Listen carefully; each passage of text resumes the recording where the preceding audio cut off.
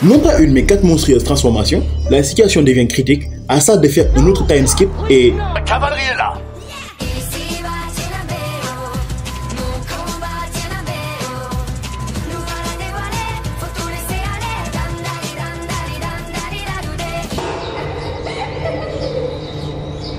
Bonjour à tous, j'espère que vous allez bien, c'est Spriganek, et nous nous retrouvons après une semaine de pause pour ce chapitre 204, après que les 4 chevaliers du péril aient changé de forme. Dans le chapitre précédent, on apprenait que le chaos implanté en chacun d'eux était en réalité une seule et même entité, qui réagit et interfère avec tout ce qui nuit à leur mission et ordre du Saint-Roi Arthur. Alors que dans ce nouveau chapitre, qui a de bonnes raisons d'être nommé Résistance éphémère, à peine arrivé que le petit groupe de Diodora est sur le point de se faire éradiquer, pas sans que Percy tente de s'interposer. Toujours aussi réactive, Gawain utilise un sort de téléportation pour les ramener en bas. Mais malheureusement, Percy devant rester pour affronter ses adversaires, il n'a pas pu éviter le sort de Weldan. Perceval est congelé, mais surtout, il est mort. Heureusement pour lui, revenir à la vie, c'est un sport national. À la différence que cette fois-ci, il n'est pas vraiment mort, mais il a été protégé par son grand-père, Varghis. Et je suis d'accord avec vous, il est impossible que moi puisse aider les gens.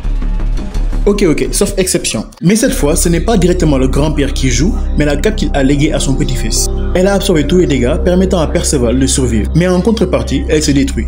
Et donc, Perceval perd le dernier souvenir de son grand-père, sachant qu'à sa dernière mort, il avait déjà perdu son casque. En tout cas, cela lui permet de fermer cet arc avec son grand-père et d'aller de l'avant, après lui avoir non seulement permis de retrouver son chemin perdu, et aujourd'hui de lui éviter une mort certaine. Et ce, dans un moment crucial. Pas le temps de niaiser qu'une nouvelle charge est lancée. Chacun des membres du péril, avec cette transformation, a gagné un avantage en plus. Hiérophante rebelle. Ironsides lance une attaque avec tous les esprits, y compris Perceval, les rendant totalement fous. Raison pour laquelle il s'en prend à Angalad.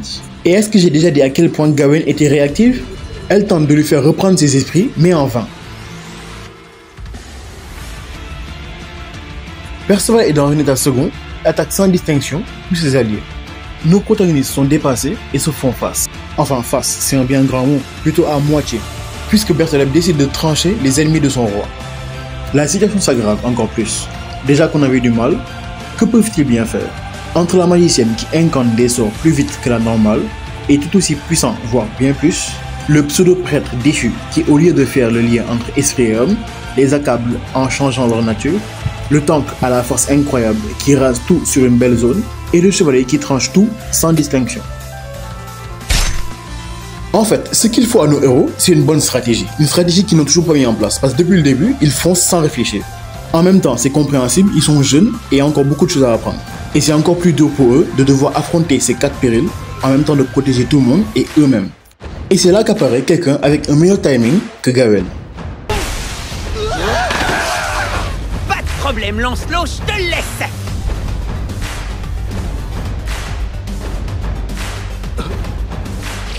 Alors, tu t'appelles Lancelot? Lancelot fait enfin son apparition. Après une liste de 2 ans, il nous fait une entrée à la Muzan de Demon Slayer. Mais déjà, parlons de sa tenue.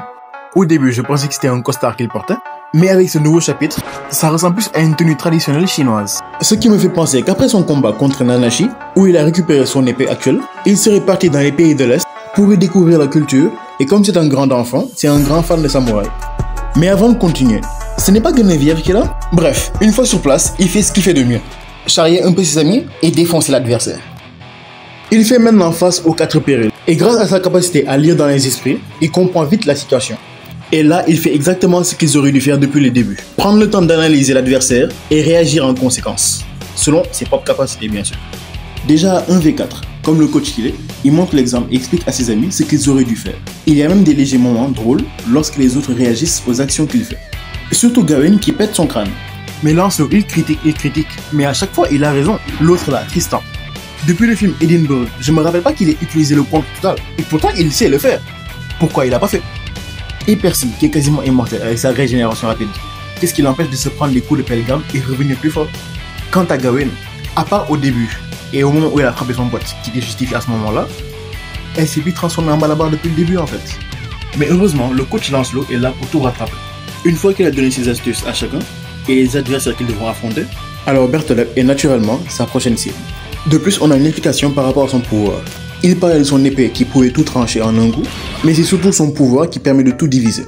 Il en fait d'ailleurs l'étalage, et Lancelot contre tout cela dans un style martial plutôt atypique, tout en répondant sur le sujet de la douleur et de la tristesse qui a imposé dans ce lieu.